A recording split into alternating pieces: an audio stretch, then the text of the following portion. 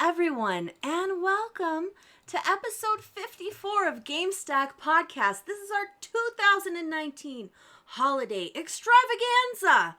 I'm Shalene, and joining me today is Vendortron. Hello. Welcome, sir or madam. Hello, Shalene. Hello, Rick. We also Hello. have Rick McVick. Hello. How are you guys doing? Uh, It's been forever since we've had the full panel. Neither of us answer. it's Of like podcast. everything is so terrible. Everything's fine. It's the holidays. It's And the I- holiday season, and whoop-de-doo. Give me the scotch. And the Fender. blunt too. Fender, why don't you show us your sweater on this audio podcast? Yeah. So I don't know if you can hear it. Sounds festive. Yeah, it's great. I'm a fireplace, and it's a fireplace. And the fireplace lights up, right? It does light up, but I have a short right now, so it won't light up. I could. Oh, there it goes. Yeah, you see it? We'll just see Vinegar and then just like fall over. And then he'll actually catch on fire. Yeah. So the first mode's super flashy. That's epilepsy mode, and then the second mode is like mild epilepsy, and then just standard. Yeah. It just stays. I think I prefer mild epilepsy. It's lovely. Yeah. A light twitch, if you will. Yeah. Yeah.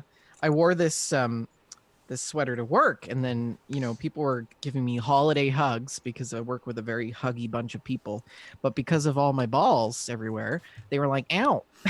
Every time I so You have really hard balls. yeah they're Christmas in ones. abundance.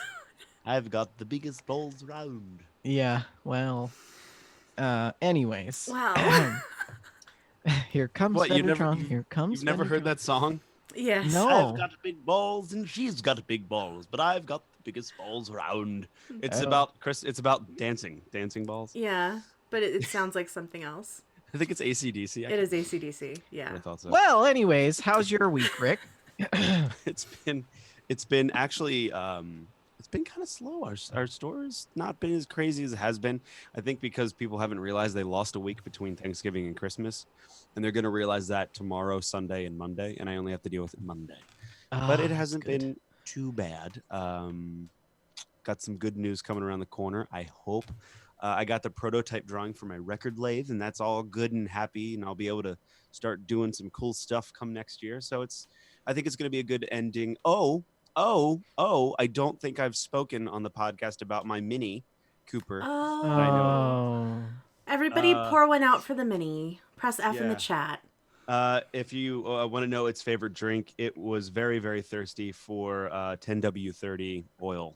So pour a quart out for it, but just not on the ground. Do it in like another quart jar. Anyway, Huh? so what happened was, I'm going to see if I can make it work. Yeah, we can see it. That was my Mini. Oh. I love After- how I was like, that's definitely a write-off. And you're like, nah, it's fine.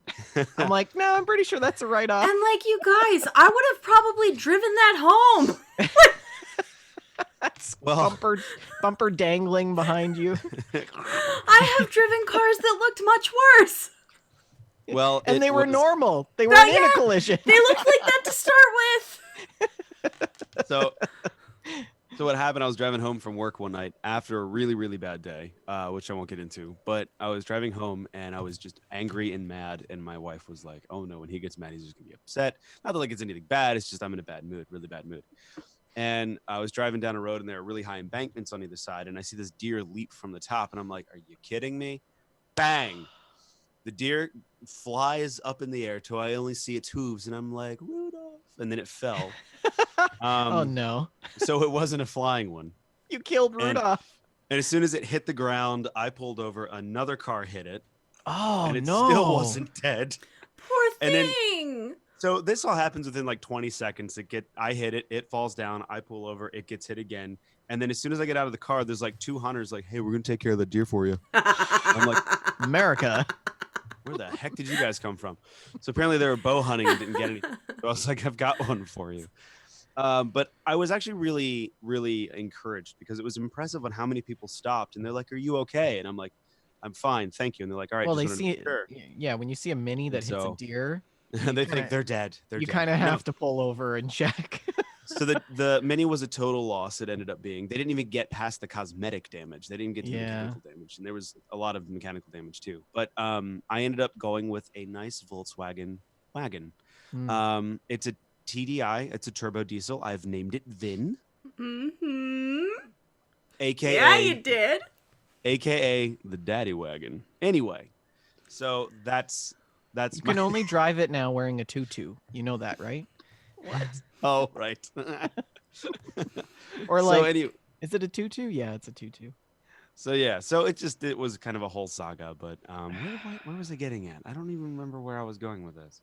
It doesn't Just what matter. you had to deal with. Just a little Yeah. recap over the. Oh, when I got home, I was making jokes and laughing about it, and my wife had genuinely for a little while thought that I had cracked, and was like Oh. gone. She's like, he's Yeah. laughing. He's totally gone. I need to call the little padded room guys. You know. How did Um, you? So how did you get home? I rode with the truck driver who was nice. He was a nice tow truck driver. Oh, the And tow truck driver. yes, yes. Okay. And then my wife picked me up from where my Ugh, car is eternally resting brutal. now. So it's all good. I got a really nice car, and I had my It's little kind of dad a. I moment think it's a with it. blessing in disguise though, because you were It having a was. lot of problems with your mini. You were. So. Oh yeah. Oh yeah. I mean, I got a really good deal on the wagon, but I had my daddy moment where I had my wife and my daughter, and then I had a tree strapped to the roof, and we were driving home, and I'm like, I'm in a station wagon with my family and a tree on top. Like this That's is. It's so totally good. okay because it's not a minivan. Oh, I know it's fine. It's also a stick shift, and that also makes it cool. Yeah. I So like my car. It's really nice. yeah, I like it That's what too. I like matters. Volkswagens. It was a toss up for me between the Mini and the Jetta or the GTI. Oh yeah, they're Um, both good. Yeah. But So anywho, Shalene, how are you? I'm okay. Um, mostly. Yeah, I'm okay. I've been a mess. I've been a little bit Whew. of a mess this week. wow. I've been a mess, but I'm Mm. okay. I mean, Yeah, we're here. Okay. We Well, made it. guys, it's the last week before Christmas, and we have a Christmas show to do. Shall we do a Christmas show? That's a fine Mm. idea. Let's do it. And now that we're 10 minutes in, if you're watching us live, give us a little host on Twitch. And if you're not watching us live, share this show on your social media. Tell your friends about it.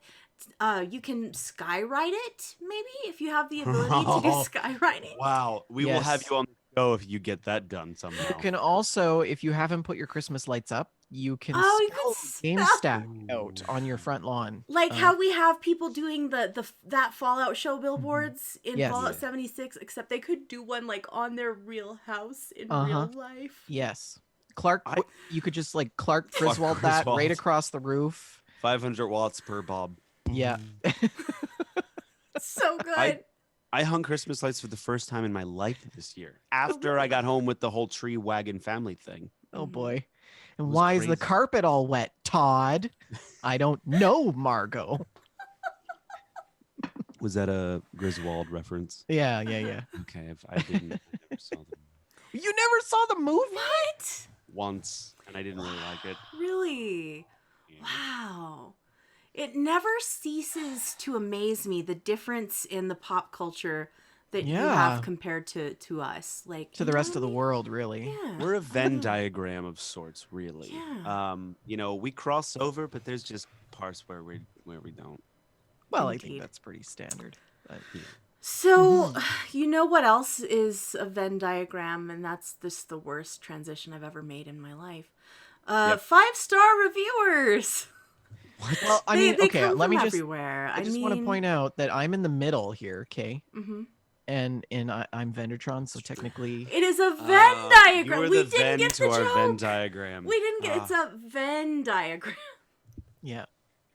I missed you guys. I really did. I missed you guys. Mhm. So, Vendor, why don't you read us the 5-star reviews for this episode? Yeah, we got two 5-star reviews that we would like to shout out from the US. Nintendo podcast says, "It's all Eric Gold's fault. Such a great gaming podcast. I'm hooked At Nintenfo, we aspire to be like you guys. Well done. Keep up the good work. Much love. Durka1988 from the Nintenfo podcast. That's really nice. Oh, Yeah. 3 episodes Yeah. in, they'll be way past us. Yeah, by the third episode, they'll be like, next. Rorschach too says, ready to have a good time. I sure hope so, or else I'm just a dope. Rick, Vendor, and Shalene give reviews of games that I personally want to try, but am hesitant to buy. My wife dislikes them because I buy more games when I listen. It feels like their differing yet similar gameplays cover the spectrum of gaming that I identify with. There are plenty of gaming podcasts, but why would you go elsewhere? Just give them a chance. You're welcome. So that's probably one of our better reviews. Have we ever reviewed a game? Well, I mean, No. we kind of review games. We don't We- do formal yeah. reviews, No formal reviews. but we talk about the games we play and what we think of them. That's a review. Gamestack, Why would we ever do a formal review of a game? Yes. That's like just sounds like a terrible thing to do. Yeah. It's That's too Animal much- Crossing that's Pocket too much Camp work. gets in 7.6 out of 10. I mean, here on Gamestack Podcast, we play great games badly, so and review games never. badly. So But it's not a formal review. But we talk about the games we play and what we think of them, and that's the gist. yeah, What's that alternate spelling review? You know what I'm talking about? RVUE? Like yeah, isn't that more like what we do? Yes. Yes. See? The I thought the that's- We Just Love Games holiday review. Right. Yeah. The UE. Not the W. boy. This We podcast would also is already a mess. We also want to welcome okay, so let me just take a step back. If you guys would like to leave us a 5-star review shout out, all you have to do is search GameStack podcast or That Fallout Show, or We Just Love Games on Apple Podcasts and give us a 5-star review. And leave us a little comment and we'll shout you on the show. But we also have a couple new people in the Discord that we would like to welcome in addition. So the Poke Karma, Mission Tally, Nora Ransom, and Rad Stag Rudy. Welcome, friends, one and all, to the Chat After Dark. We've got all kinds of stuff going on in the Discord. It's been actually quite busy this week. And we've actually added, since the last time we've actually done a show, we've added a peer support channel, which I have taken advantage of, and I think is incredibly helpful. I've surprised. just been using it to rant about people who hit reply all in the email chain. But it's really good. Like my neighbor had dinged my car with his door, and I mean, I didn't know what to do. I didn't know what to do, you guys. I was frothing at the mouth, and I went into peer support. I'm like, guys, what do I do? I don't want to. And they're like, just go talk to him. Be nice about it. You make more bees with honey. And so, anyways, he ended up. I don't think that's how the birds and bees work. You make more bees with honey, not milk. Never mind. You Must catch be a more Canadian flies thing. with honey than vinegar? Anyways, he ended up giving me some money to fix the dent, which actually only covers half of the cost of the dent. But so the peer support does help quite a bit. So even if you're not interested in games and listening to this podcast somehow, and you need some peer support, you can always join our Discord. And if you would like to do that, all you got to do is scroll down into the info section of our channel and click on the Discord link to get instant access. Instant access. Instant. Fantastic. Like oatmeal. Thank you so much. So weird. You guys are just the best. I missed you a lot. Thank you The for best around. for all of We're that. never, ever going to let you stuff. down. What? Can you stop? Just It's the stop. song. Did you just rickroll us? Around. Never give a good. I don't need. Yeah. So. No, that's not a Rick roll. Are We're you- still doing the intro. Let's talk about some news, everybody. This just in.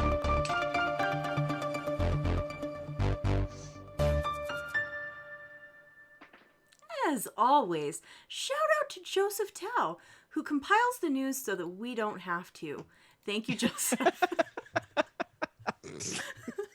Oh, Why does he still do this? Could you imagine if he just didn't do it one week? We'd be like, I don't. I know we'd be like, the podcast is canceled. I mean, Unless somebody else wants to write it for us, we'll do it still. But oh man, poor Joseph. No pressure. No pressure, Joseph. Rick, why don't you tell us about the free games that have been announced thus far for January? Yes. So Xbox One games. Wait for January? Oh, right, because it's about that time. So Xbox One games with gold for free for January 2020 announced. What's the website thing there for? Oh, that's I just copy pasted. Just read this. Okay. Styx, not the band nor the river, but Styx, Shards of Darkness is available from January 1st to the 31st. Batman, Shards of Darkness are not a great thing to follow colons. I hate Shards of Darkness. I can't. I can't. Gamestack.exe has stopped working. Ouch. Ouch. Styx, Shards of Darkness. Okay, take Actually, five, Shards. And then we have Batman, the Telltale series, January 26th through February 15th. And then we've got Tekken 6, Why Won't You Die edition, January 1st through the 15th. And then Lego Star Wars 2, the original trilogy, January 16th through the 31st as well. And that's all that was announced, apparently. So I don't know. I guess we could just go ahead and put on our thinking caps and try to figure out what the heck Puma's thinking about this next bit. Okay, guys. So Puma has made some gaming shoes. And you guys can see what they those look are pretty like. cool. Yeah, everybody else at home can just Google the Puma gaming shoes. And they are sock-like, according to this article by Brian Ashcraft on Kotaku. Sock-like, comfortable, lightweight, and grippy. They are perfect for use in the gaming arena and at home. And these are expensive. They're like $120, I believe. And they're sock-like and 10 out of grippy. 10 would not wear those in the house. I would wear them these out in are- public. I don't think I would ever wear them at any time. Oh, I would totally wear them. I love them. They're great. I They're think we definitely found my Puma's style. target market. Okay. Yeah. Well, I take it you guys don't like them at all. Do you I just don't understand why they're marketing to gaming. Like I'm sitting, I am also barefoot. It's definitely American specific because Canadians don't wear shoes in the house. yeah. I don't wear shoes in the house. You don't? Well, I mean, I wear them up to the room and then I take them off, but I don't take them off at the door. Like we take them off at the door. Yeah. Yeah. We've had this Look, conversation before. Mhm. I'm just because Vendor thought we were heathens wearing our shoes inside our homes at any You time. are. You're all a bunch of savages. And I think Vendor must be walking in terrible places if it's not an option to take his shoes off. Well, I trudge Like, through mud all that's- day because I live okay. in snow and terrible Yeah, death. I mean, I take my shoes off if they're particularly dirty, but But that's the thing. Any shoe that comes from outside, regardless of how clean the outside is. I mean, I know, It's but like I dirty. vacuum the floor and I I sweep don't and I lick mop. my floor. My dogs well, do that. I for me. eat off of my floors, okay? So, Yeah. just kidding. I don't. But regardless, this reminds me of like what are those Vibra, the little toe shoe things? Oh, yeah. The Vibram?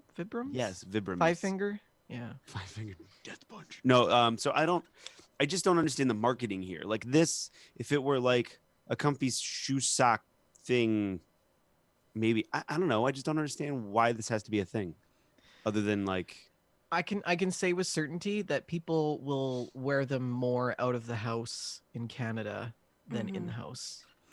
I don't but why if they're gaming? like if they're like a sock like grippy shoe, is that going to be suitable for outdoor use? But In the summer, yeah, for sure. but why did they pick gaming? That's what I want to know. Well, it's a trendy, modern looking shoe that it's like So- they took a PC tower and put it in a blender and poured it into a shoe mold. Is this for esports? See, Like- I would think this is more VR area. You know what? Oh. Shalene, you should buy a pair of these and then wear them at E3 in the conference venue. Oh my gosh. That would be so great. I would get kicked out of E3, man. This is incredible. I mean, I one absolutely word, should capitalism. do that. Yeah. You know, So guys, the shoes were created specifically to go with Puma's gaming chair. And against my better judgment, I would like to talk about that with you guys as well, because it's something. okay. That's a sex chair. What? What? Look Now at you it. understand why I hesitated. It But gently Oh. reclines with a little like a little up thing to like. That it looks looks hold it like like a saddle. that looks like a daddy Oh. saddle. Put that in my daddy wagon. Yep, that goes in the special room. My gaming thing that $253. hangs from the ceiling. Oh, there's pictures of a guy sitting on it. Actually, this looks pretty comfortable. And it rocks. Yeah, it does. It rocks. Oh, literally like RAWK. You know what I don't like?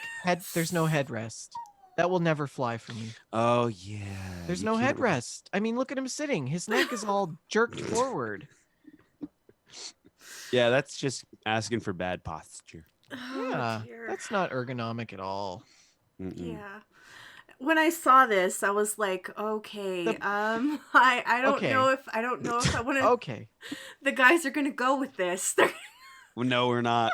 We're gonna totally flip it on its head, which looks uncomfortable if you try that in a chair. I mean, the worst part is that they're calling it the play seat. yeah. Oof. Mm. What will they think? And then of? Innovative game seat that Okay, adapts is perfectly to your this- body. Is this like a water bottle holder, or is it stirrups?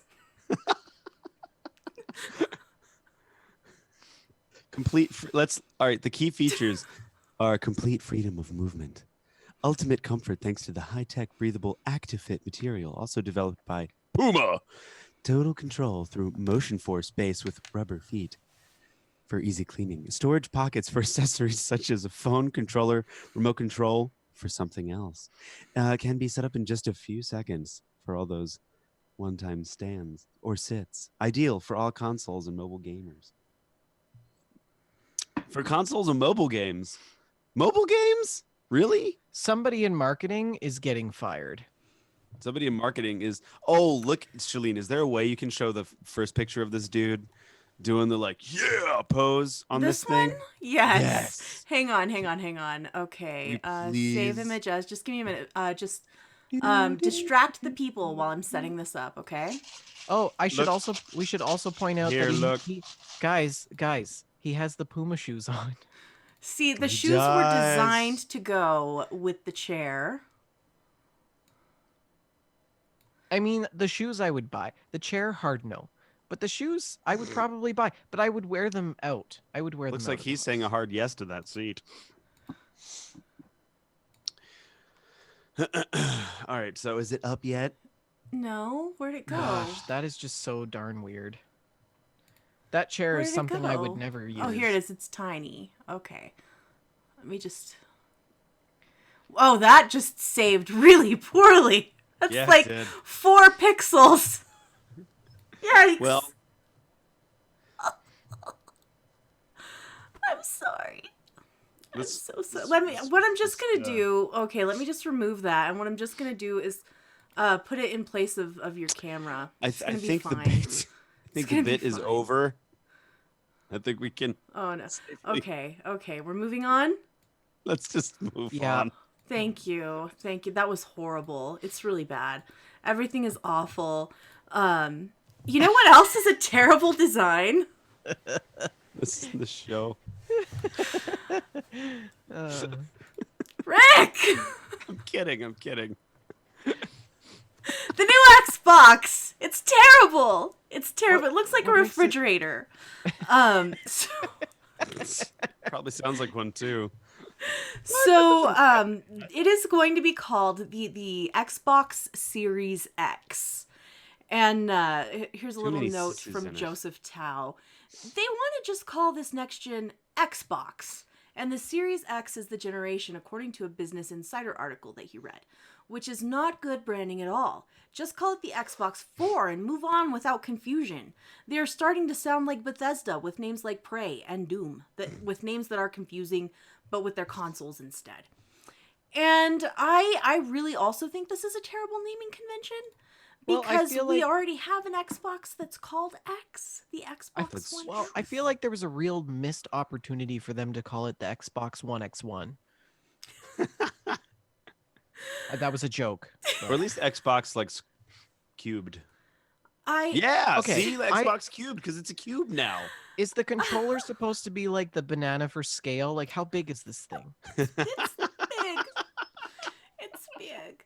Because like it is a little bit weird shaped, but I gotta say it looks like a it. little bit more like it would fit better in a lot of spaces. I Yeah, hope you're it not does. planning to keep it in an entertainment center. On top. Because that means Shalene's getting a new entertainment center. Is that what you're saying? It's not going to fit anywhere in an entertainment Why? center. It's like a PC tower. Why? It's It's not that. No, I mean the controller's yay tall, so Okay. it's got. the controller's this yeah. tall, so it's like 3 or 4 of these. You know what I find interesting is that they still have a disk drive. Yeah. Well, it's important because their internet infrastructure is still terrible in a lot of the Right. world. Right. I'm not Yeah. surprised. I'm Except not- for where you but- are in the middle Yes. of nowhere, where you have fiber. Indeed. I live in a gigabits. city. I Mhm. live in a city with like 10 million people. Yeah. Still no fiber. Stupid. But yeah, the Xbox Series X is going to ruin a lot of Christmases next year because moms and grandmas and people who are not familiar are going to go to the store and they're going to be like, my kid wants the Xbox X for Christmas. And the guy at the store is going to say, the Xbox One S, the Xbox One X, the Xbox Series X. Yeah, it's bad. It's all bad. And they're going to say, yeah, the X one. Yeah, the X one. And then they're going to come home and little Johnny is going to get circa 2012 Xbox from old stock at Target. Mm-hmm. Mm-hmm. Yeah. So that's terrible. It does sound like an extremely powerful machine, which is exciting. They announced Hellblade 2, which is also exciting, as a console exclusive. So Oh, that's cool. Okay. Yeah, I so mean- what kind of do we know what kind of guts it has yet or not for sure. Not for sure. It hasn't been Oh. confirmed, but I've heard rumors of 12 teraflops. I love teraflops. I still don't know what a teraflop is, but they're supposed I to don't have think the 12 naming of guy them. is. Indeed. So the Xbox Series X was announced, and it looks like a refrigerator. And Tara, what now? I prefer to call them failure Earths. We've got 12 failure Earths in this one. Does anyone get it? yeah, Tara flops. Flops. Thank Yeah. you. That was good. That was good, that Rick. was actually quite a stretch. That was a deep cut, but it was good. Speaking of a deep cut, I don't know. I got nothing. Okay, speaking of, I don't know. I've got nothing now too. Sony has released a new peripheral for the DualShock controller, and it looks kind of like a little trailer hitch on the back of a pickup truck. Really? Yeah, and it I adds gotta look at this. it adds 2 little buttons right here to the back. You just clip it Oh, on. adds it's so two- cute. and it adds Look 2 That little has 2 buttons. teraflops. Yeah. And this adds like little paddle buttons, and it costs $30. You can program these little buttons. It plugs into the headphone jack right here. Now, why would you want that? Well, I would want it if I was someone with limited mobility in my hands, who struggled to reach from the sticks to these buttons, and To the instead I bumpers could and- just have it on buttons that would go here. That would make it easier for me to experience a video game. And I'm sure there are other reasons as well. I can't think of those reasons. You know, I just thought of something. I think it would be a really good advantage for these companies to develop their controllers separately from their consoles and make their consoles capable of using different types of controllers, and then diversifying the controllers and making ones that are, wildly ergonomic for people that have difficulty, and then ones that are just the traditional, and then another one that's like more for a different type of game or something like that. Interesting. But Bring Interesting. back regardless, Mad Cat. PS5, PS6, PS7 moving forward, all of these different controllers all work with all of them, and you can choose whichever one you want, and they're all different prices, and you can customize them, and That's that a would bring fun that would, idea, but that would bring me back I to consoles. don't like it. Okay. I feel, Well, I feel like sorry, vendor. no, Yeah. no. You- I the spruce goose was taking off, and she's looking at it and goes that, and it just blows up all over the runway. So I'm I didn't sorry mean it about that like idea. that. I didn't mean it like that. I'm like sorry. like the deer that hit Rick's mini. I'm sorry. Your What I idea mean- was the mini or the deer. I don't know. It's just everywhere now. I think I was the deer in this scenario running into the mini. The Here's a innocent big, mini fat just nope. driving along. I'm sorry, but okay, hear me out. Hear me out. Let me Uh-oh. explain myself. The reason that I don't really like that idea is for a few reasons. Because something that's good about console gaming is that it gives you this equity across the field. Everybody has the same piece of hardware. And in terms of competitive gaming, which is something that's not really our shtick, if you can afford this more expensive, better controller that's, more responsive, faster, whatever, then you're going to excel. You know what I mean? You're going to have an advantage. It's pay to I have a win in question. real life. Is there esports on console? I don't know. Oh, yeah. Probably. I'm pretty sure there are. I feel like it's There has to be exclusively- because Halo is an esport and it's only on PC just recently. So And broken interesting, at that. interesting. yes, so I hear. But also I feel like that introduces too many possibilities for problems. You know what I mean? Did you have any Performance problems. vendor? Did you have any experience with the Mad Cats phenomenon of like 2004? I had a Mad Catz controller for about 3 days, and then it broke. Do you see where we're going? I mean, I get where Shalene's going with that because like we're just gonna have a resurgence of Mad Catz controllers with macro recording, and then it's just gonna like fall apart in our hands. But no, I do think though that controllers should be a little bit more modular and ergonomic, especially for those who do have disabilities in their hands. So I am in the middle of this conversation, and I will step out. Well, that's I didn't really make a great case for why harsh your mellow there, but You toasted his mellow. I'm No, I sorry. do agree with you. I think that it doesn't there's no equipoise in console gaming if you introduce all these different controllers. What was that shiny object that came out of your mouth? that Equipoise is a word? fancy word for balance and equity. It was Oh, beautiful. I get equipoise. Yeah. Nah, nice. Lovely. Lovely. The Game Awards went well, so there are some shows out there that are going smoothly, and that's a good thing. The game of the year was Sekiro: Shadows Die Twice. Word smooth as a bottom shelf whiskey. And we just have a little some commentary from Joseph on this one. The Game Awards had 45 million viewers. So that's more than most award shows in terms of viewership, which is pretty cool. Huh. Yeah. And I forgot to make that link clickable, which was dumb. So if somebody could do that, that'd be great. Somebody that has access to the show notes and has it highlighted right now. Just- What? Whoop. I can't copy it. Okay, thank you. Good job. So, Oh, yeah. this is up 73% from 2018's award show, which is huge. This show like tripled in size. That's a lot. Yeah, but wasn't last year their first award show? No, they've been doing it for a while. Hmm. Last year's was the first one I think that got taken pretty seriously.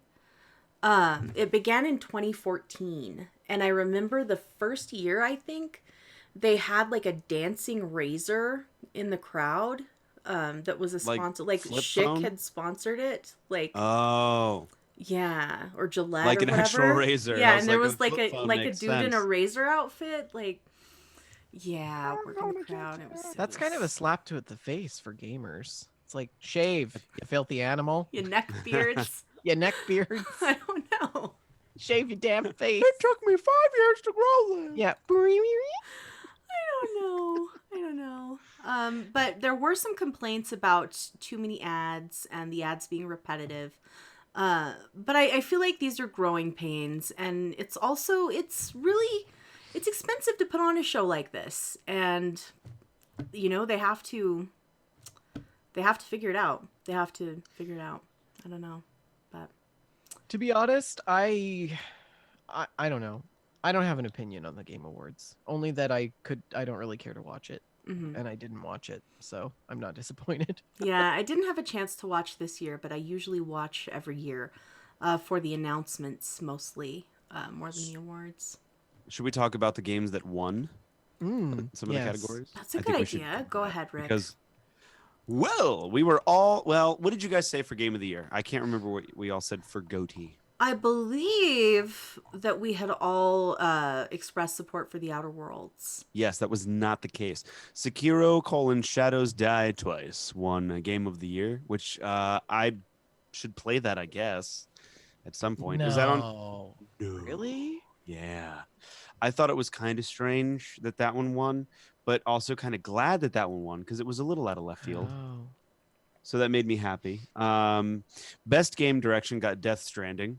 Apparently, UPS Sims are all the rage. Best narrative was Disco Elysium, a game I've never played. What is that game? I feel like I I- need to learn what this game I'm is. fairly certain it's kind of like a detective game, kind of like LA Noire. Okay, let's see here. Let's have a That's look the at this. French pronunciation. Disco Elysium is a groundbreaking open world role playing game. You are a detective with a unique skill system at your disposal and a whole city block to carve your path across. Interrogate unforgettable characters, crack murders, or take bribes. Become a hero or an absolute disaster of a human being, just like real life. Yes, this looks cool. Look at this. Look at this atmosphere. This is cool. Yes, let's all look at the thing that nobody else can Yes, see. well, you guys can see it, and Well, we can. I think it but- looks neat. Rick, just keep going. It's got this very Anyway. noir look to it. It looks a little bit. She'll be fine, folks. Just keep Dark. going, Rick. Just keep rolling through the list. Never mind. I'm sorry. I'll tell you what. Never mind. We'll get, so Control. Has anybody here played Control? No, it looks are you talking about fantastic, my though. life?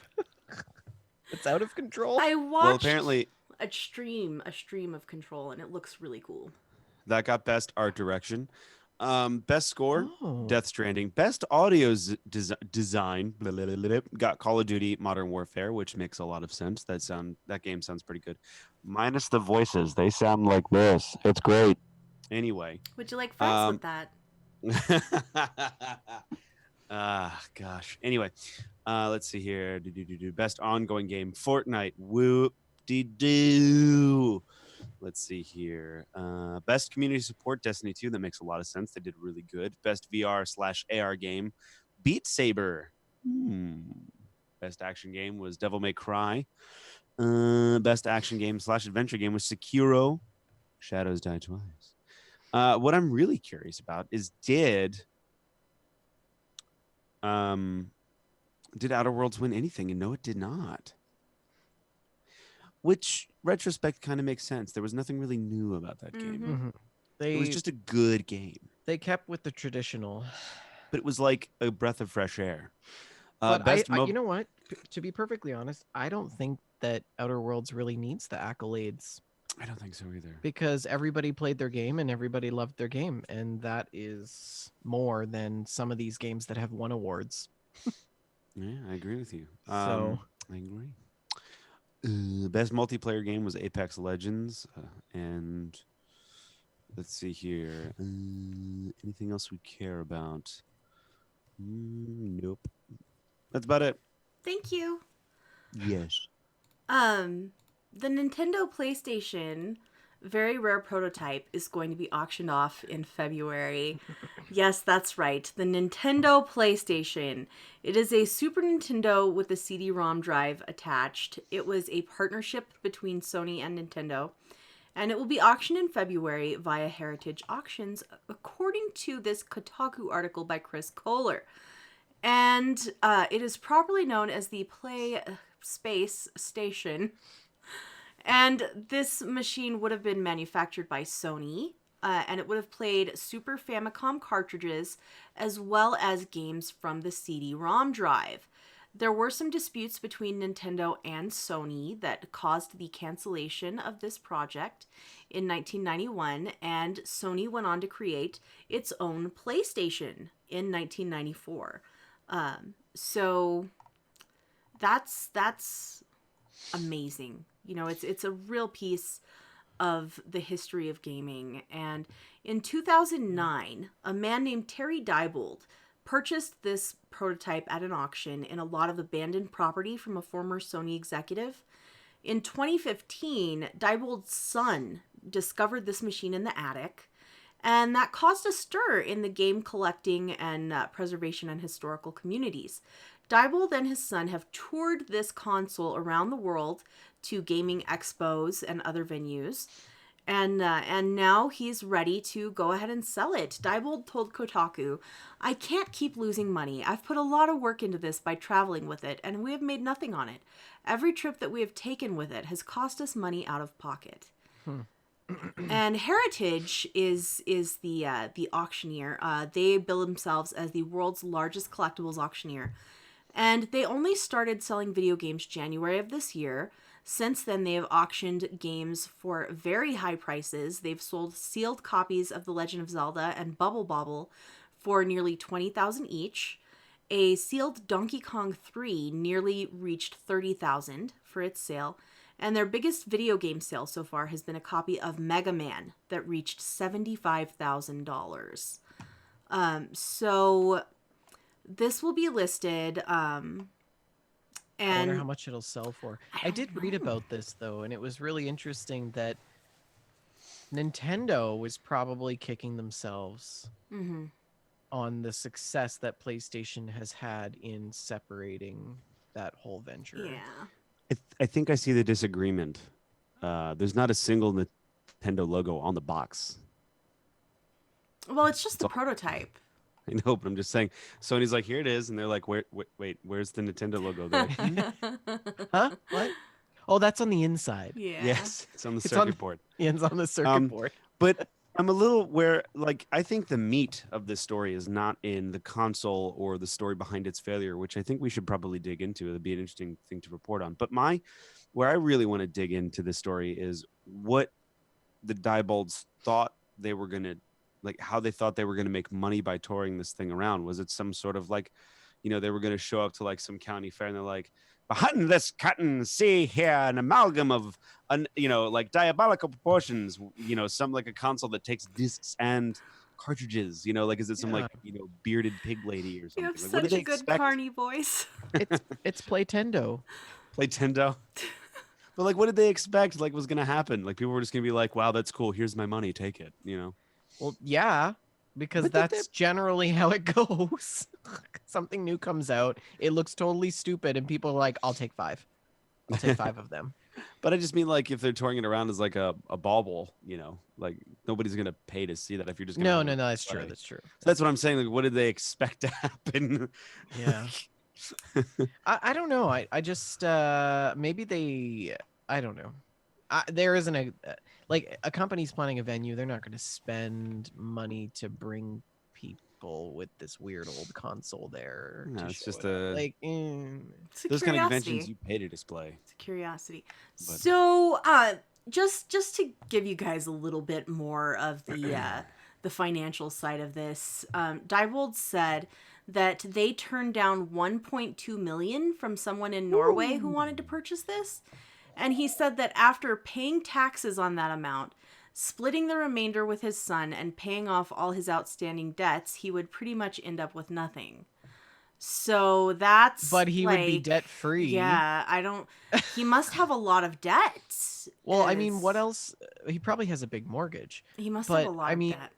what else are you like? He probably wants somebody in the U.S. to sell it Yeah. to, Well, I think or he whatever might have country. messed up realizing he spent so much touring it, thinking he was going to get some sort Mhm. of, I don't know. Something sounds kind of funky about how he's going about all this. Yeah. Not that it's shady, just sounds like he done messed up. Ron. The auction will begin on February 27th, and there will not be a reserve price. Valerie McLucky, who is Heritage's director of video games, says it's definitely going to sell, and the market will determine the value. No, you don't say at an auction. While they list an estimated value for most items, they won't be doing that in this case. McLecky says, in the case of this particular item, since it's never been sold at a public auction before, there's really no way to tell. So, Yeah, no, he's right on that. I'll give you $20 for it. And a spittoon. yeah. I'll give you about $3.50. Yeah. Wow. Tree fitty. So, $3.50. Well, good luck to them. Hopefully they make enough to pay out of their debt. And you know what is something that they could do with their new windfall after they sell this console? Cannot wait to hear this. Invest it in the stock market. Ooh. Let's talk about GameStop.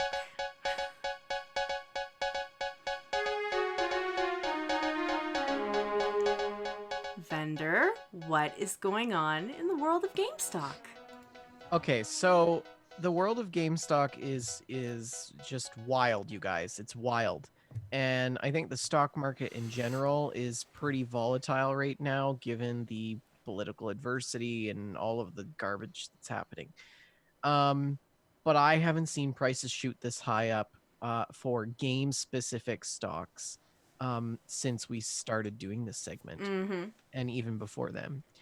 So that's worth a note. I would also like to point out that cannabis stocks are totally crashing overall. So now's a good time to buy those. But Sony closed at 67.90 as of 3 p.m. Mountain Standard Time today. These are in US dollars. They're up $6.70, which is quite substantial. Microsoft up $7.91, closing at 157.41. Nintendo taking the back seat, closing at 49.48, up $1.50. Take-Two up $4.13, closing at 123.61. Activision up $6.18. They closed at almost $60 today. Ubisoft up $2.11, closed at 13.64.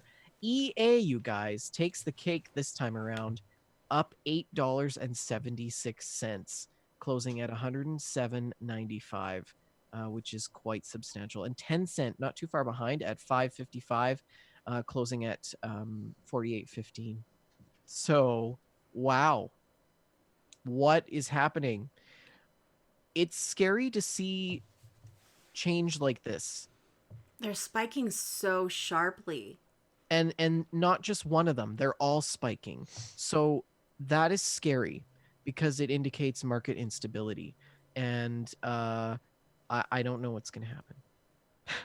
Makes me a little nervous. Hold fast, everyone. Don't sell a damn thing. Or it's a house of cards right now.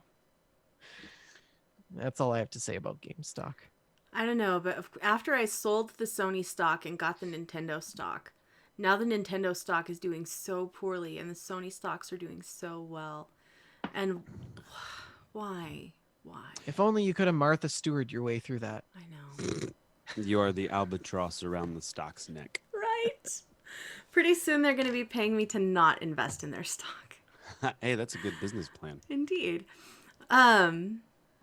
Well, shall we talk about what we're playing? Yeah, I was trying to come up with the segue. I had nothing. I was just Well, frozen like a how about deer this? in Rick's headlights. You know, Shalene, none of us are really playing the stock market, but what have you been playing for games? Why don't you tell us, Rick? So I have been playing Sea of Thieves, Uh-huh. and we'll talk a little bit of that about that in a minute. But I have been playing a lot of Battlefield 5. Hmm. That's been a lot of fun. Me and the guys getting together You and your and cool friends. our cool friend, right? Yes, if you met them, it. I love you guys. You guys are cool ones. Anyway, so what's really fun is when the four of us get together, we make a full squad because you can only have four people per squad. What's really cool is the squad leader is usually recon, so he'll call out the objectives, he'll drop the spawn beacons behind enemy lines, and we'll spawn in and do stuff. The one guy is a medic all the time, and he's a really good medic. He's very good at rezzing us when we get down because we're really good at dying. I tend to take the role of either cannon fodder or tank killer, one of the two. And then the other guy is also assault at most times. So like we have like this nice little team going on, and um, the we were playing on this one map, and it was a lot of fun where we were trying to hold this one objective, and it was the only objective to attack and the only objective to defend. And so the enemy just kept pouring in bad guys and tanks, and we're trying to defend in the plains. These Sorry about that. I forgot to put my phone on silent. these plains that. What was that?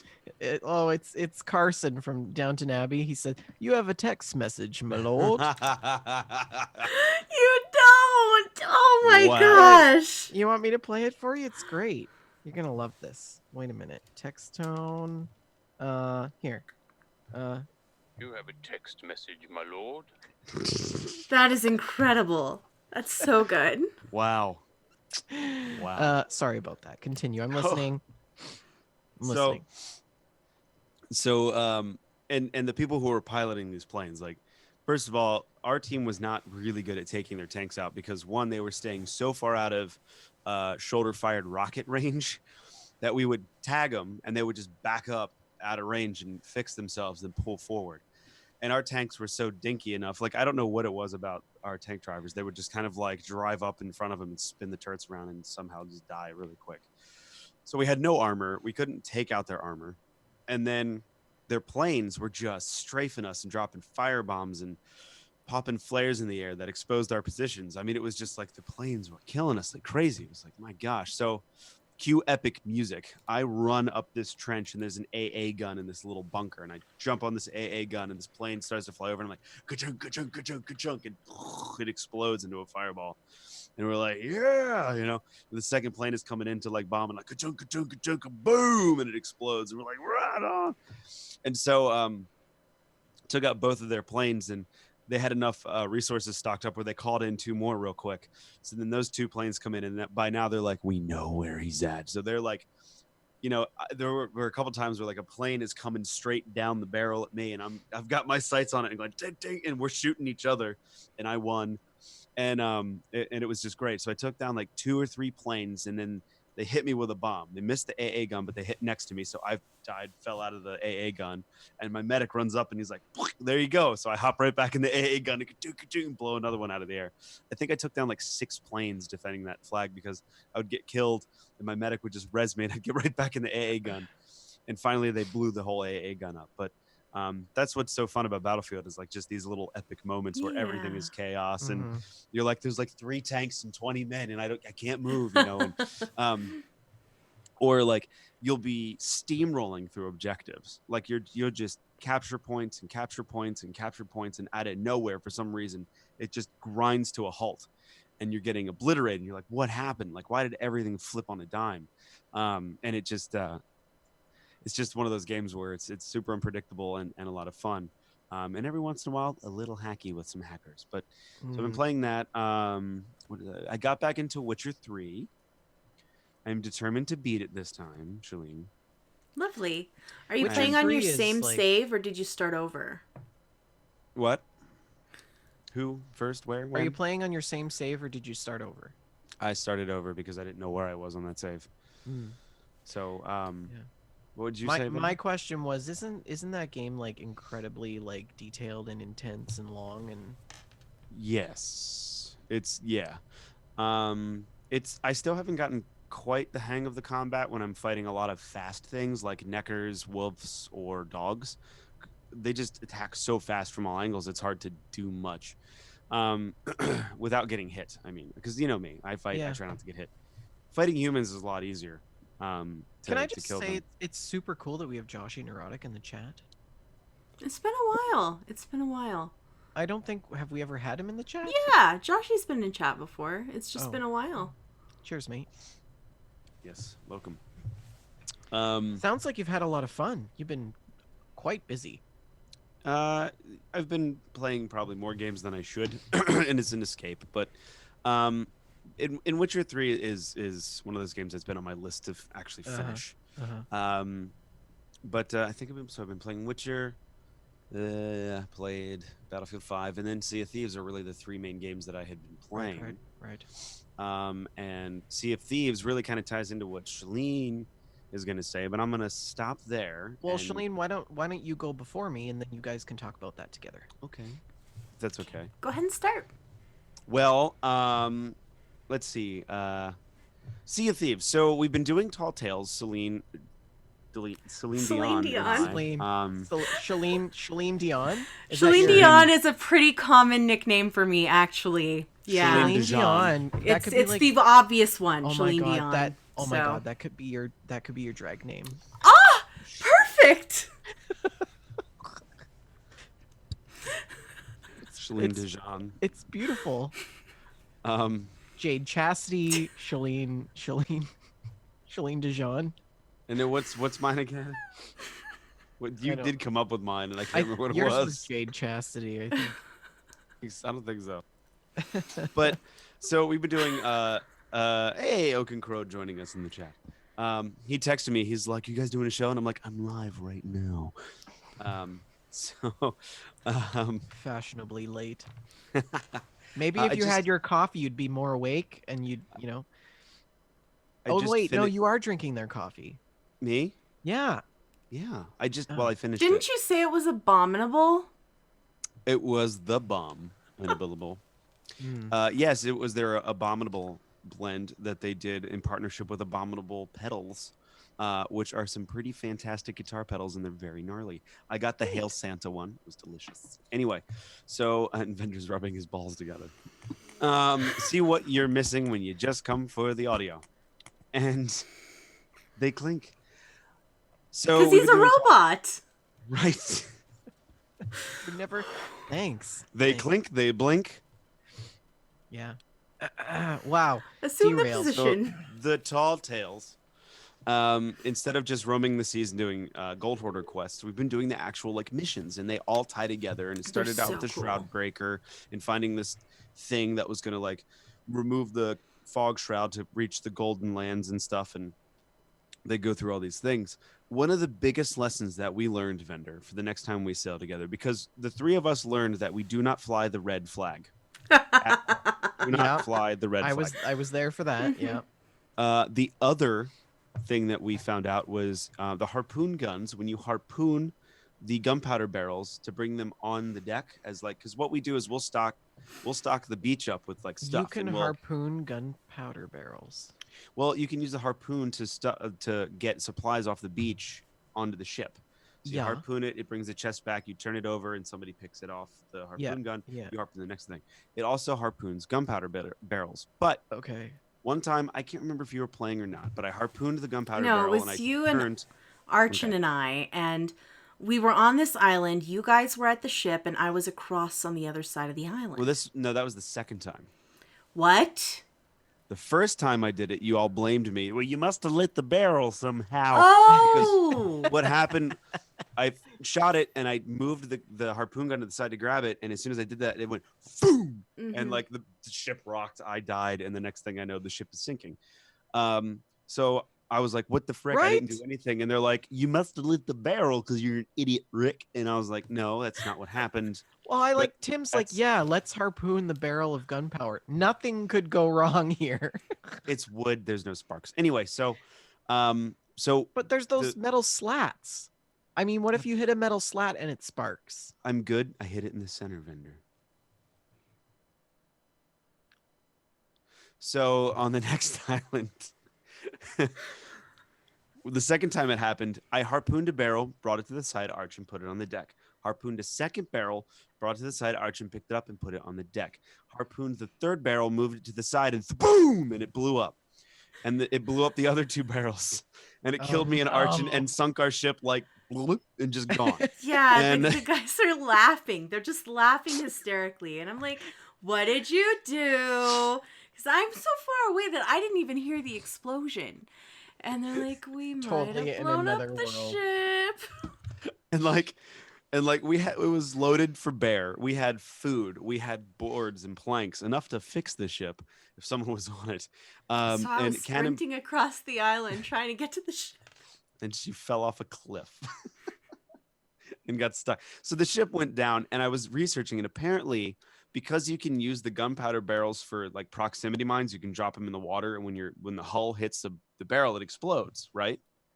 So Well, apparently, wait a minute. So we can drop if somebody's Yeah. shooting us. yep. Mhm. You remember when we pulled the galleon up to our wrecked spot and we blew ourselves up because the Yeah. gunpowder barrels were in the water? Well, Uh-huh. apparently, when you shoot the gunpowder barrel with the harpoon gun, you move it over, it lightly, gingerly touches the railing, boop, and boom, Oh. collision with the hull. Bad, so bad, it bad, boofs. bad. Yes, exactly. And then, so last night we're playing and we're sailing past a debris field in the water. We're like, oh, look, treasure. And I harpoon to get a barrel, but I accidentally bring back a gunpowder barrel, right? Oh no. I And you're like, panic. nobody move. I panic and I click the drop button and it drops in the water. And then I went, no, boom, because it hit the ship and went underneath of us. And I was like, no, killed me. Like Put a blew little 4 row of holes in the holes in the ship. front of the ship. And I was like, everything would have been fine if I would have like just took a second and like not no, you know, Yeah, but no, I just panicked gingerly, and dropped like, it. bomb squad gotten it off of the harpoon. Oh. But That instead is you dropped quite- it in front of Quite us. possibly the best Sea of Thieves story. Okay, wait. Let's roll it back though. Let's roll it back to this original story where yes, exactly. And this original story where Rick and Archin blow up the ship, right? With these barrels. And I'm running across the island. I don't make it in time. They spawn back at another outpost with a new ship. And Okay. I am left there on the beach, and all of our treasure is floating in the ocean, and our rowboat is there. So I'm like, okay, what I'm gonna do is gather up all of the trash. Gather up all the treasure. One man's trash. I'm gonna gather it all up. I'm gonna put it on the rowboat, and then it'll be ready when the guys get back to pick me up in the new ship, right? Okay. So, the treasure's a ways out, and so I'm like, okay, I'm gonna row the boat to the treasure. It's gonna be fine. This will be good. And I'm really bad at rowing the boat, Vendor. I don't know if you knew this about me. I'm disastrously bad at rowing the boat. But I did get it near enough that I could jump off and like swim to where the treasure was and load it. So Okay. I had almost all of the treasure on the rowboat. There was one chest floating in the water. The guys pull up in the brig, and I'm swimming over to this last, and I'm so proud of myself because I'm gonna have this in the ship. I'm gonna have everything in the ship by the time the guys get here. And Rick harpoons it. He harpooned the chest like right out of my hands. I was furious. I was so mad that he did that. I was so mad because I almost had it. It was almost done. And so then I get in the rowboat and I'm like, okay, well, I'm just gonna row this boat back to the ship. And Rick is like, well, do you want me to do that for you? You know, no, I'm gonna do it by myself. Okay, Yeah. I've got I'm gonna do it myself. Don't touch my stuff. Yes, I've got this. I've My got oar. this. I've got this. So I started rowing, and a few minutes later, I was about a half mile away from the ship, She went rowing in the in wrong circles, direction. just rowing in circles in the ocean. Me and Arch and Watch as she rode off and like away from the ship. Oh my We're god. just kind of like, Bye. I was so just frustrated and like angry with myself and my lack of skills to row this stupid boat, and I felt like doing a little angry cry. I was so upset. And so I hear a little splash, and I look over and Archon's swimming over to help me. And so I stand up out of the boat, like to let Archon row the stupid boat back. And Rick starts yelling at him like, no, you do not help her. She did this to herself. You do not help her. And he starts like shooting the harpoon to try and snatch Archon back to the boat before he can help me. And instead he snatched me. And Archon's like zigzagging to try to not get hit by the harpoon as he goes to the boat. He finally got the boat back, reattached. It was so frustrating. And then we got our treasure all sold. You know, everything was good. And I don't remember if it was the same night or if it was the next night. But Rick was not with us. And I was playing with Archon. And it was going just fine. You know, we're playing the game. And we're on the same island, maybe? I don't remember. But I was just kind of chuckling to myself, having this memory of this previous instance. And I tell Archon, like, oh man, I still can't believe you guys blew up the boat. And as I did that, I harpooned some supplies off of the beach. And I turned to the side. And just as I said, I can't believe you guys blew up the boat, I blew up the boat. Wow. Boom. Just What was that? Nothing. Mhm. I Just- tripped. Yeah, blew it sky high. Must have been a So- skelly. Are you okay? Are you guys okay? I was instantly killed. So I had to bring the brig back by myself. While Archon was in the rowboat with our stuff, and I didn't know really where we were going. I don't navigate. I steer the boat, but I just go the direction you guys tell me to go. I've never played this game by myself. I don't even know how to use the map really. Shalene, you should play it. You should play it by yourself. You should Well, try. Well, they have the Just take maiden a- voyage now. Take a you'll little learn. sloop out and just go. It's quite fun. So, I'm trying to figure it out. I'm running the brig by myself, and Archon basically just rows to me instead because it's and like I don't even know why you guys put up with me. I really don't. Because you're a good pilot. Except at that one island. Every time we go to this Yeah. island, except for last night, every time we go to this island, she's like, "Is this the one I ground the ship on? 5, 4, 3, 2, 1." Yep. But she went around the other side of the island, and she doesn't do that anymore. But yeah, so like she's a Oh. good pilot. She's a very good pilot. Navigator, not so much. She's a good sniper. Not as good as you are, Vendor. So we do miss your sniping. You're an incredible Um, sniper, Vendor. You're really Yes, good. you are. I love it. You're like, I just don't like these kind of shooty games, and you're like, "Foof, headshot, headshot, headshot, headshot." You're like, this is just, I don't know, not for me. And we're all standing there like, he's a god. No, stop it. It's Yeah. truth. It really is. It really is truth. But Anyway, we've been having so much fun playing Sea of Thieves, and it's a funny thing because I never expected to be a mostly multiplayer gamer, but that's what my last couple of months have looked like. It's been almost entirely multiplayer games. You know, lots of Sea of Thieves. I've been playing Sea of Thieves all the time with Archon and with you and with the two of you together, and it's been grand. The Seabound Soul was a really cool story. I'm looking forward to seeing where they take that in the future. And the Tall Tales we've been working through are cool. We're only on the second Tall Tale. And this is because we're getting all the commendations before we move on to the next Tall Tale. So one of the requirements for the commendations is that you have to do each Tall Tale 5 times. So Really? yeah. We've gotten really good at that first one. I can solve that puzzle like nothing. Like it's really fun. It's been really fun. They've got a holiday event going on now where you can get presents and you take them to a lady in a mask on a mysterious island, and that's fun. I've spent lots of money on a pink sword and a pink sniper rifle, so that was nice. Always buying new dresses for my little pirate. Of course you it's are. Been lovely. And we now have a full menagerie of pets on our ship.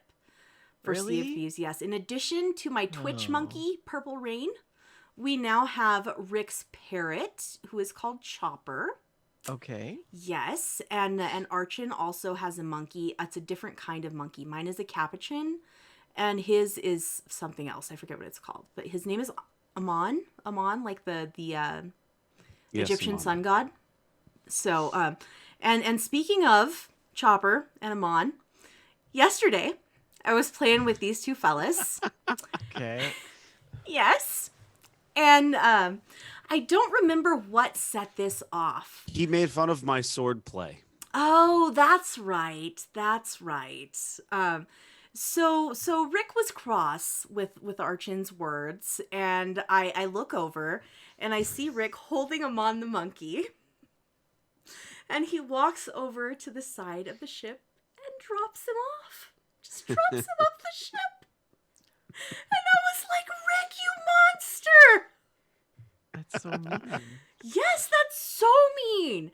And so I told on him. I told Archon what he had done. And then a little while later, we hear the cannon fire. Okay. We're like, what Yes. is that? Yeah, we're like, boom. Like, What was that? And Archon's like, that was Chopper. Uh-oh. What are your monkeys' names? My monkey is called Purple Rain. It's Purple Monkey, by the way. Because he's a purple monkey. Okay. And Rick's parrot is called Chopper. Okay. The parrot spawned back on the ship and he was all charred and singed. Oh. He had soot All all covered over in his powder feathers. burns. And really, let's face it, he launched a bird into the air. I mean, it's his natural habitat anyway. Oh my gosh, it was too funny. I couldn't believe you guys taking out your frustrations on each other's pets, you monsters. But we've had so much fun just sailing around, getting into shenanigans. And I've really, really enjoyed playing Sea of Thieves with you guys. It's been great. Sounds like a lot of fun. I also had a lot of fun recently with Overcooked 2. Yeah. Yes, Jess bought me a copy on Steam the day that we did our 24-hour stream. And so I played it with you and with Jess, and Yeah. it was a bit of a disaster. Like, it was really fun, but it was a bit of a disaster. Like, it did not go smoothly. It was my first time playing it. It was a bit of a disaster, but it was a lot of fun. We laughed a lot. But it's nearly almost a disaster every time. Yeah. And a couple days ago this week, I played Overcooked with Archon, and that went a lot more smoothly. We got 3 stars on everything in the first 2 worlds. So That's good. that was good. We made Kevin proud, Kevin the dog. So did you unlock any of the secret levels then? We did one of the secret Kevin levels. Okay. Yes, it was a Nice. challenge. It took us several tries before we were Yeah, able the to secret 3-star levels that are a one. lot harder. Yeah. Yes. But it was a lot of fun. It was really, you get into a real rhythm with it. Like, one person just throws a potato at the other one, chop it up, throw it back. Like, you get to really being in a rhythm with that. And it was a lot of fun. It was really good. Overcooked is a lot of fun.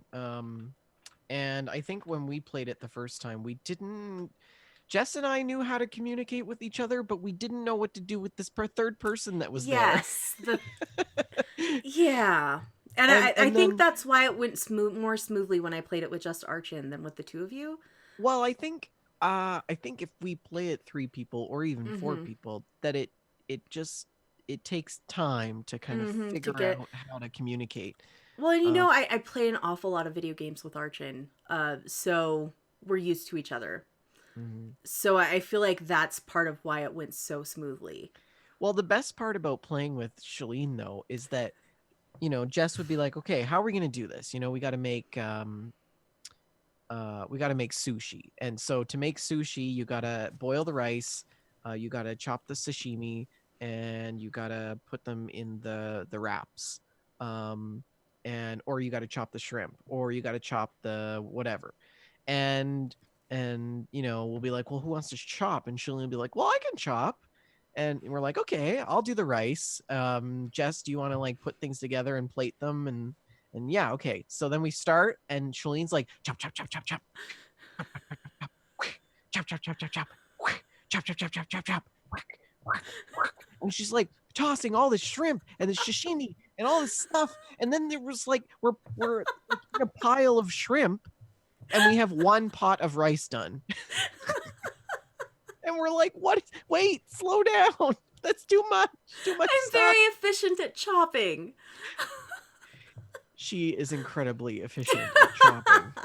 She's whacking, she's smacking, she's hacking, chopping that meat. Yeah. It was lots of fun. Overcooked is So a good. lot of fun. Yep. So good. And I also checked out Dishonored 2 on PC. It's on Xbox Game Pass for PC, and I realized that it's a separate achievement list. And you guys know how much I love Dishonored 2, right? I played it like 20 times in a row when it 1st came out. So when I realized it was a separate achievement list, I was like, oh, I have to start up a new game of Dishonored 2. And I did, and they have this new black and white mode. So I played a little bit in the black and white mode. It was neat, but I couldn't handle existing in that world without the colors. I just couldn't handle it. So it's an interesting thing that they've added, but it wasn't for me. The game does look magnificent on PC. It looks so much better than it did on Xbox, and it was always a Really? beautiful game. Yeah. Hmm. So I enjoyed that.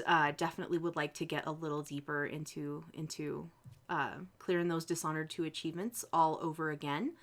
And we also, we brought back Days of Our Life is Strange. Days of Our Life is Strange. We were halfway through episode 3 of Life is Strange 2. We had left it there for a while. And we went ahead and finished that episode. And boy, things got tense for the Diaz brothers. Yes, it did. Yes. And episode 3 ended on a cliffhanger. I don't know where we're going to go from here. Yeah, it was a little bit intense. I wasn't expecting Daniel to lose his eye. Sean lost his eye. Sean to lose his eye. So, Mhm. yeah, I don't know. I don't know. I don't know what's gonna happen. Is this always going to be now like a bitter thing between the brothers, do you think? Or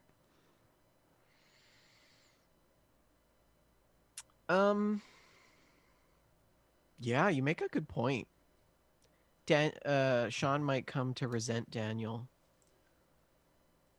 I'm not sure. And I know if like I get real bugged with my brothers sometimes, right? Like we don't get along as well as we should.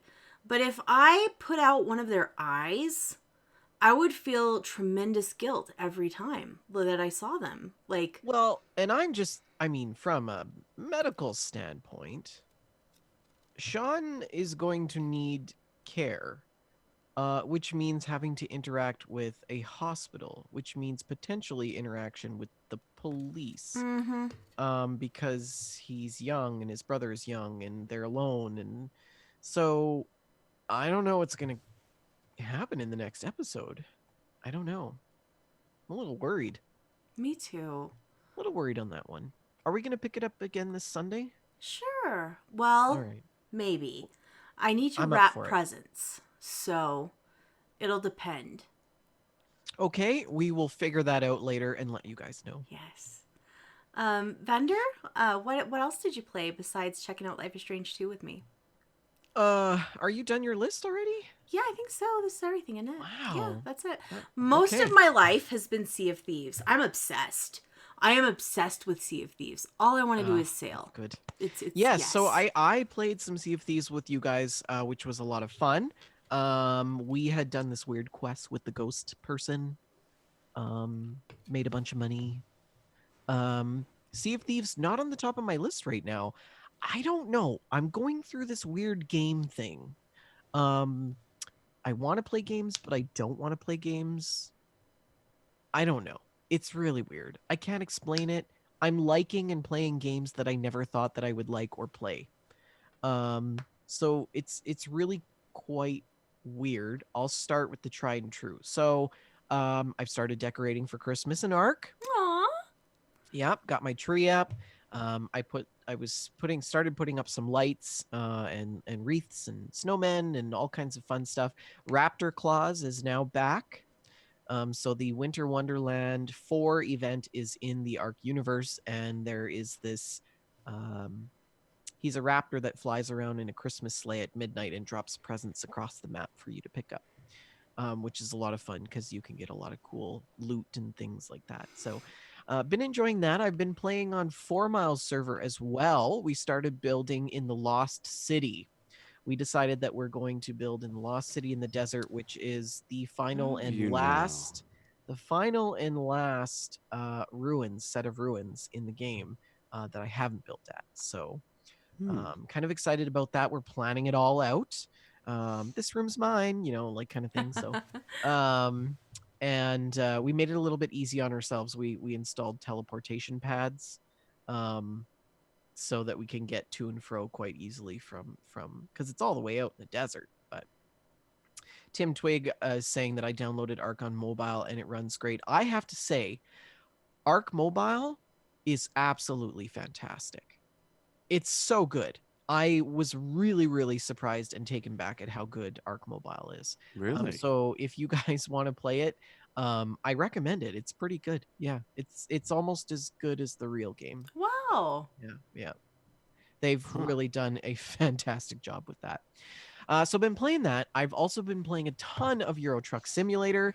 We have started up a virtual trucking company, which is kind of cool. So, and we already have like over a dozen employees. We call them employees, but they're people that play the game, either American Truck Sim or Euro Truck Simulator.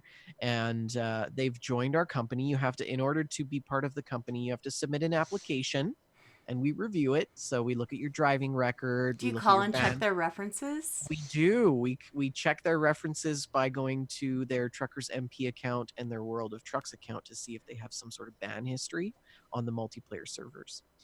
But our VTC is designed for multiplayers and single players. So people can contribute the time that they spend in either American Truck Simulator or Euro Truck Simulator, and their deliveries and the money that they make goes to the central company pool, and you can see all the statistics of how much money we've made and how much how much we've damage. And so if I pull up Trucks book right now just to look quickly, overall, so far in Euro Truck Simulator, as a group, we've made almost 4 million pounds, driven a Lovely. distance of 75,000 kilometers, and spent 50,000 pounds on fuel.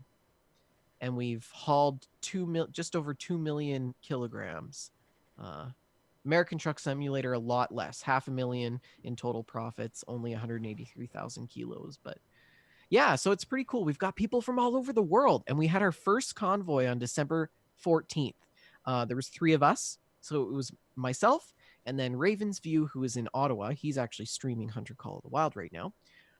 And Fire Ram, who is this crazy Scotsman from Scotland, and he's hilarious. He's a lot of fun to be around. So, and Jess is there as well, and it's a lot of fun. We do have another convoy scheduled for New Year's Eve in the morning. And so if anybody is interested, just visit our website. You can access it through the Discord and WJLG, as well as my own. But so that's been a lot of fun. I've also been playing the Christmas event in Euro Truck Simulator. So basically, you haul giant presents on a trailer, and it's all lit up, and it It's says so gifts. fabulous.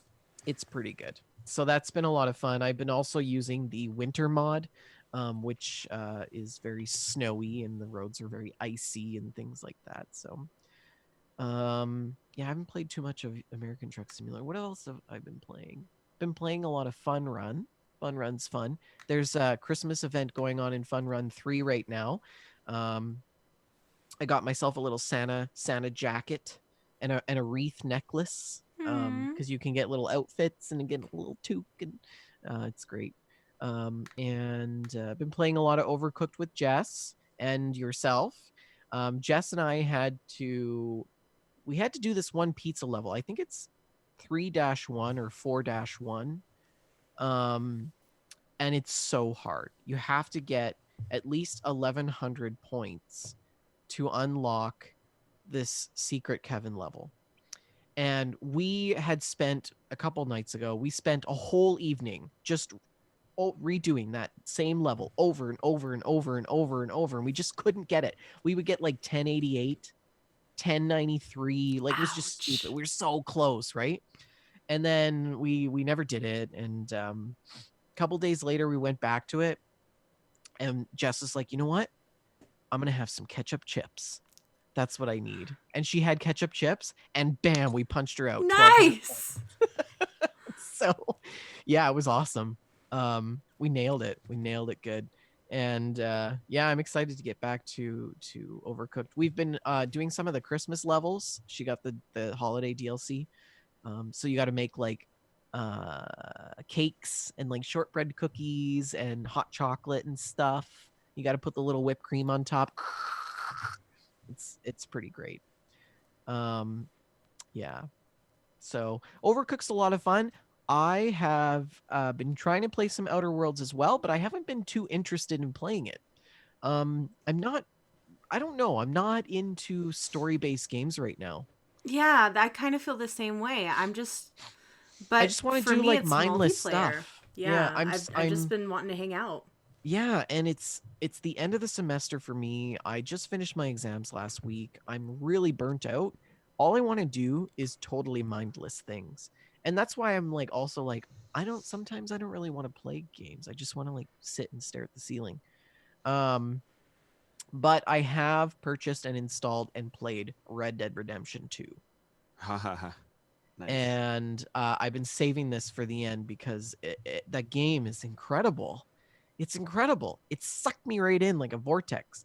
I love the storyline and I love the online multiplayer, and it's so much fun. And we have to play it together. And it's so good.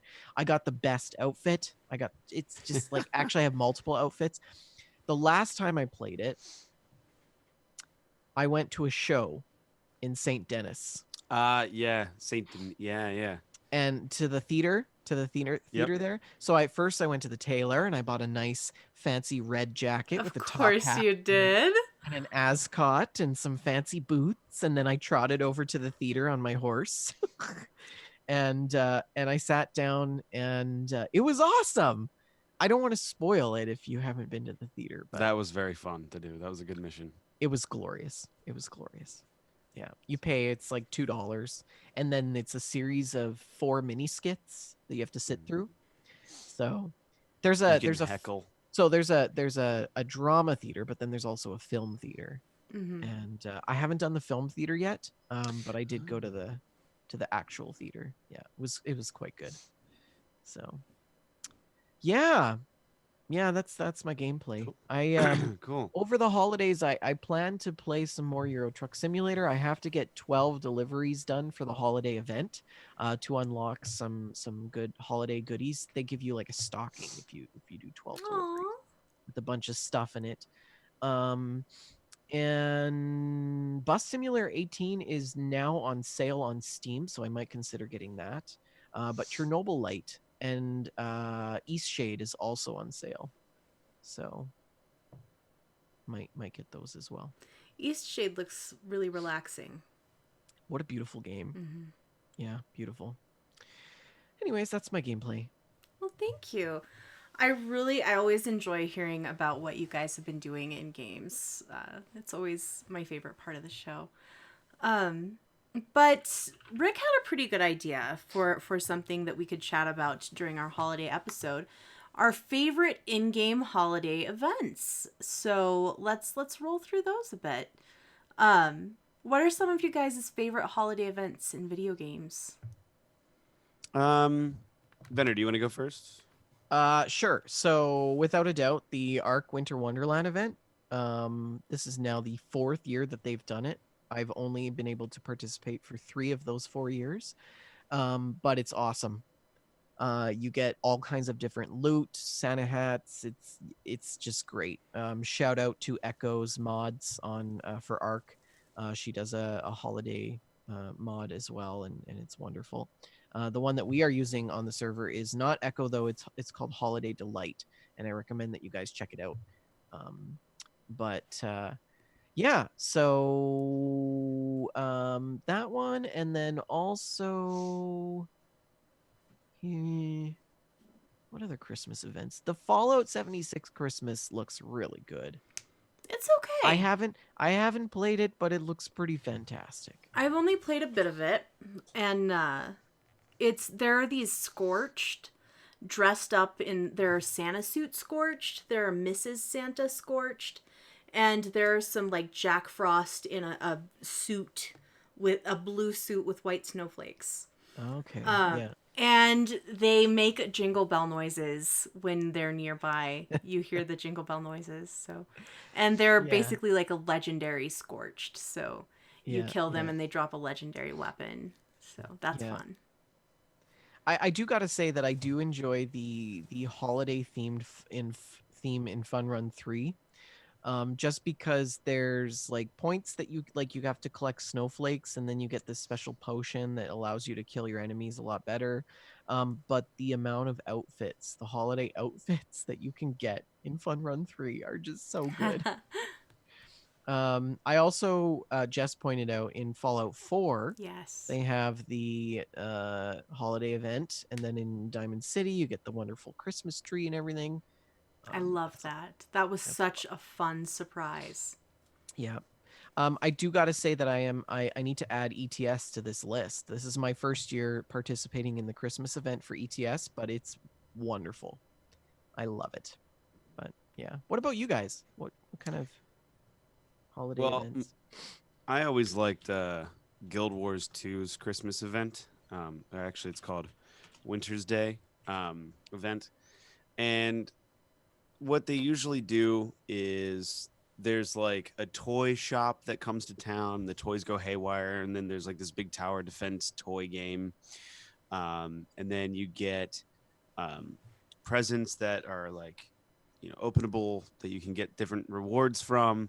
There's new skins for like the weapons that are all snow based and like, ice weapons and things. And it was just always like this, where like the Halloween one was always this labyrinth where you had to kill a bunch of stuff. This one was always a little bit more whimsical and fun, I guess you could say. Even the jumping puzzle was fun, but it wasn't as tough as the Halloween one. So I always liked the Winter's Day in that. And then Guild Wars 2 had a really fun Christmas event where you could bake cookies. Aw. Do you mean You could throw snowballs. the Destiny 2 one, do you mean? Yeah, what did I say? Guild Wars 2. I thought I'd switched up to say Destiny. Anyway. And then the Destiny 2 one, you could bake cookies and throw snowballs. The and have snowballs fun. are so fun. It's so And nice. then I'm trying to think of what there's like. The Division has Christmas stuff too, don't they? The Division Oh, is they- kind of Christmas all the time. Yeah. That's true. That's But- true. There's some years where, like, I think Sarah said this year, I think the ghost is a snowball. Oh, that's precious. And you can get pauldrons on your shoulders that have snow or something. I don't know. It's like it's funny. So that's pretty cool. That's great. So those are your go-tos for the.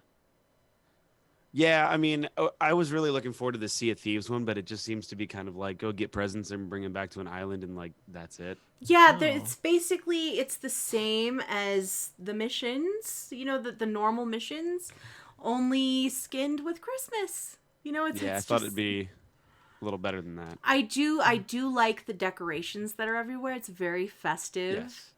The bar and all the Yeah. all the stores are decked out in garlands and little ribbons, and Yeah. it's very festive, and I like that. I But like that it. was kind of it. And I me. bought a Christmas outfit for Purple Rain the monkey. He has a little elf hat now.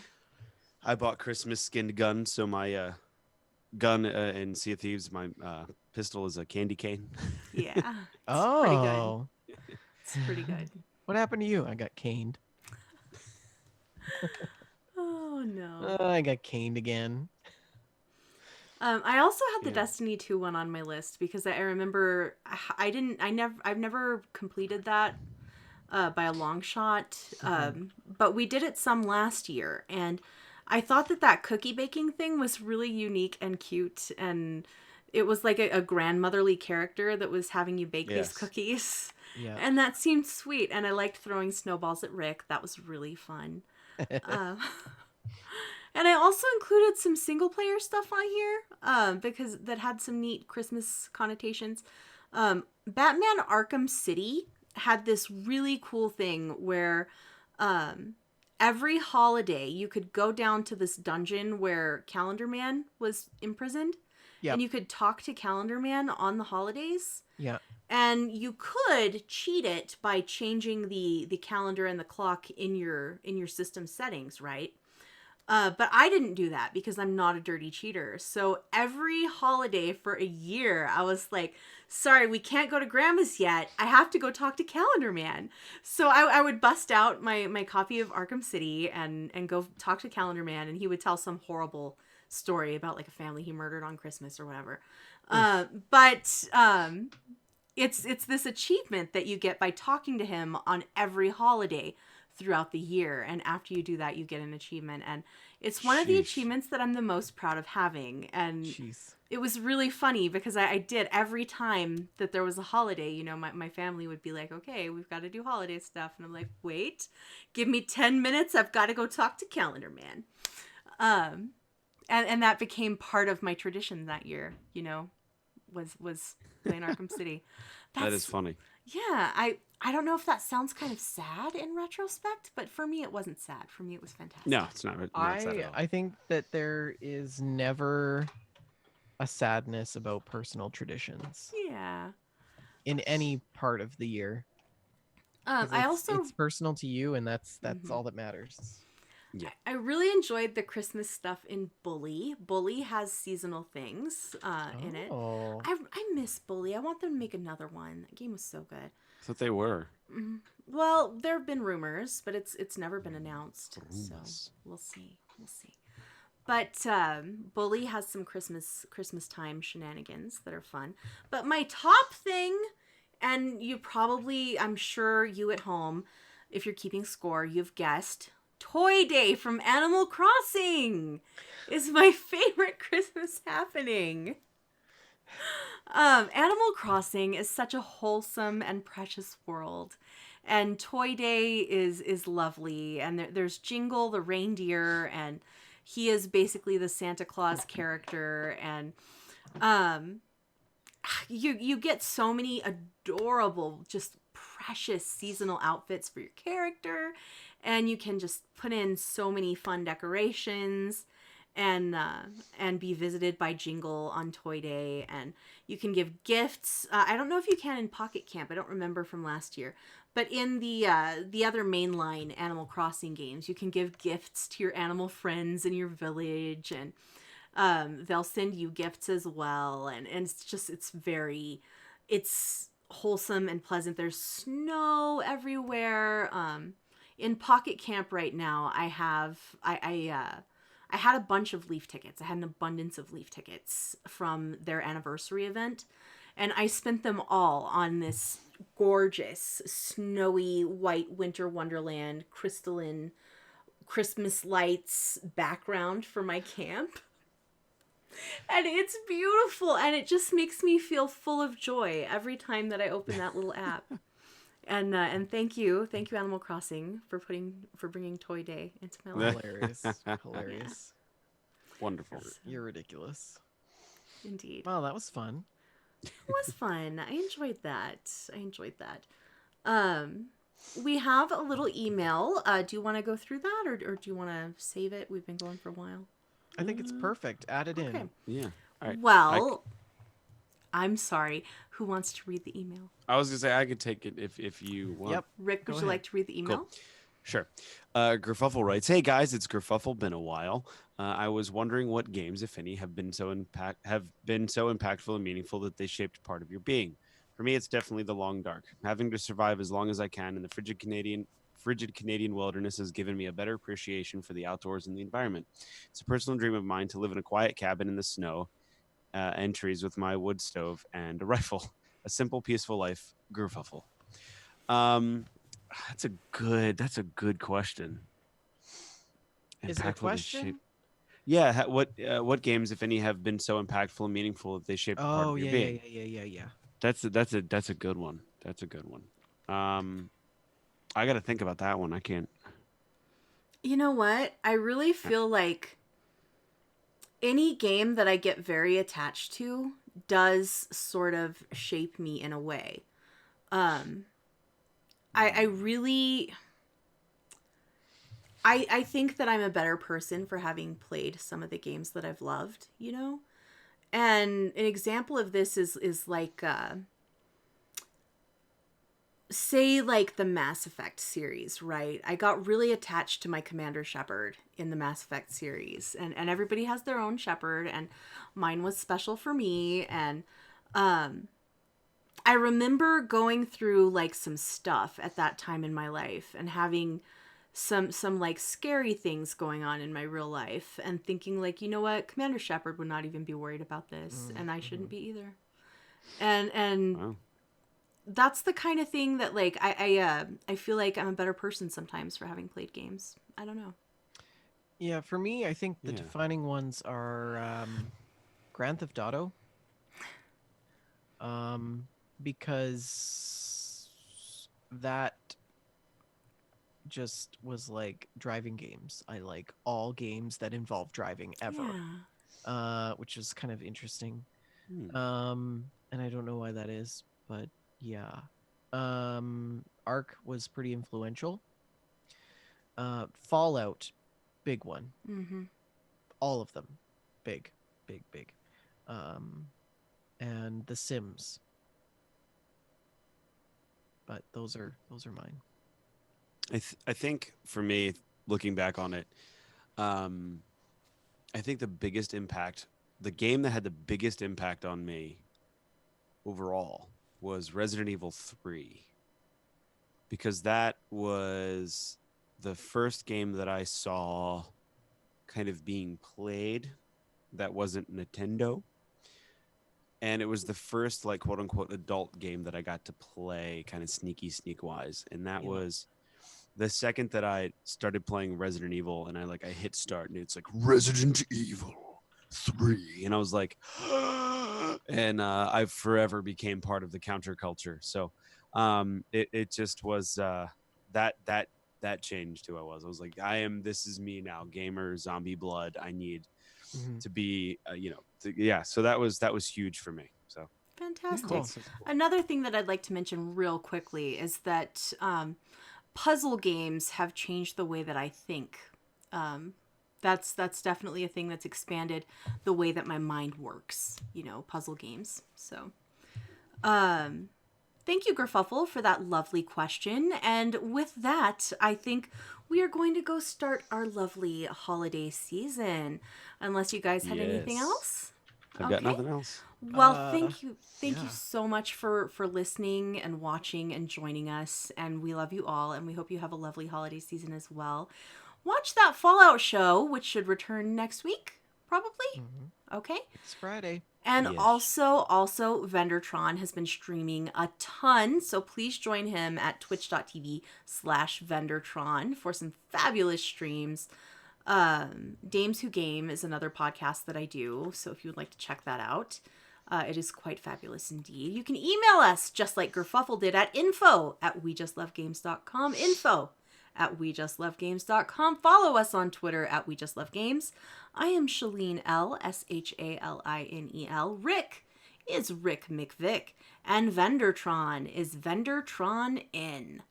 Facebook.com/We Just Love Games, Facebook.com/groups/We Just Love Games. Join our Discord server and join us for the live recording at 6:30 p.m. Mountain Time, 8:30 p.m. Eastern Time, right here on twitch.tv/We Just Love Games.